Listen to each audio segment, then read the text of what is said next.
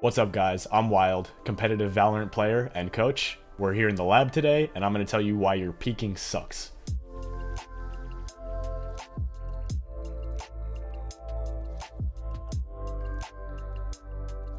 So one of the biggest mistakes I see from my newer students is that they do not peek properly. So in this video, we're going to talk about the two types of crosshair placement and crosshair movement that go into good, proper peeking. So the first one we're going to talk about is pre-aiming.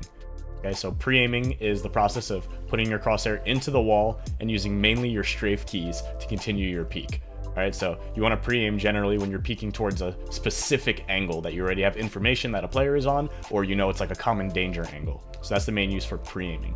The other type of crosshair placement, crosshair movement is, I'm going to call it rounding.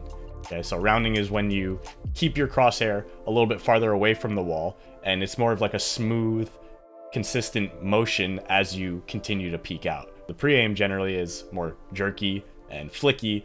Rounding is more smooth. The rounding is for the larger areas that usually can't be broken up into several pre-aims, or a lot of the time you're going to chain rounding with your pre-aims to ensure you have good crosshair placement as you continue moving through an area. So to get an idea of how this should work in game, let's take a look at this clip from Yay. Let's watch this back. Okay, so here we see pre-aim, pre-aim, pre-aim, pre-aim, pre-aim, pre-aim, rounding, rounding, pre-aim, rounding, pre-aim, pre-aim, rounding, rounding, still rounding, pre-aim, right? So you guys get the point. You see how he's switching between both for different angles, different situations, right? This is how these concepts are going to get integrated into your gameplay.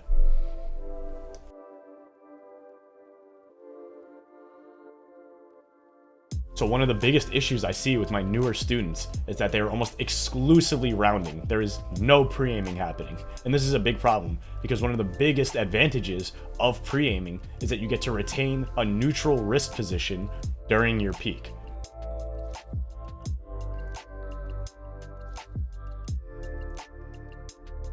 This is important because your flicks are going to be most accurate from that neutral wrist position. So you want to be taking fights with your wrist neutral as often as possible.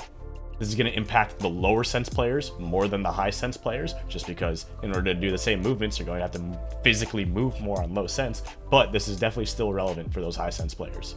So another aspect of peeking that is widely overlooked is when to wide swing versus when to tight peek.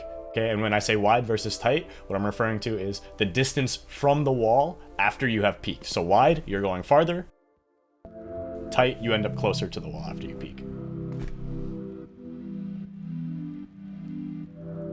And so generally, a good heuristic to follow is if you have angle advantage, you can swing wide or tight.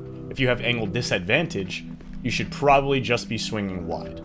Right? And this comes down to the way that angle advantage and disadvantage works, right? So the player that is closer to the wall in a gunfight is at the angle disadvantage. This is because the other player, if they have more distance from the angle, will see you first. So generally, this is a good heuristic to follow, right? Because if the other player is going to have a reaction time advantage on you because they are farther away from the wall, you don't want to stop short because they will probably already be shooting at you and hit their shot, right?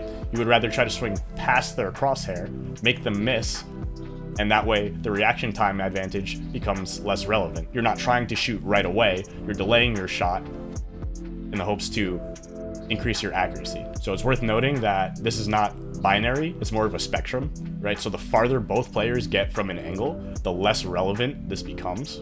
That reaction time advantage tends to equalize. So even if there's slight advantage one way or another, it's not as relevant as if one player is very close to the wall and the other player is very far away. It's also worth noting that other principles can trump this heuristic of disadvantage swing wide, right? For example, maybe you need to isolate one player and you know there's two players around the corner, right? Maybe you don't want to swing wide because it will guarantee you get traded. Maybe instead you will still peek tight, take that reaction time disadvantage you get because it's the only way you can win the round, possibly. So just worth keeping in mind. All right, so there is so much more depth to peeking, but that about covers some of the basics to get you started on the right foot. As always, guys, if you're interested in one-on-one coaching, check out my Discord in the description. Join the server. All the info's there. Lesson plans, pricings, frequently asked questions, all that stuff is in there, so check it out. As always, thanks for watching, guys. Fuego out.